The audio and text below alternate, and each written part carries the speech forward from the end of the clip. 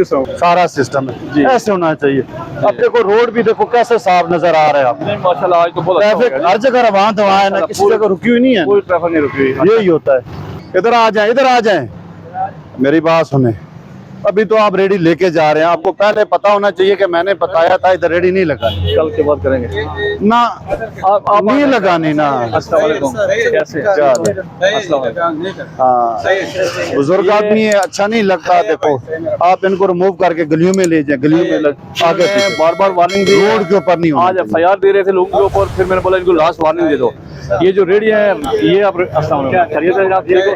तो ये रेडिया ना लगाएं क्योंकि आज आपको लास्ट वार्निंग। रोड के ऊपर रेडी नजर नहीं आनी चाहिए। ये क्या है?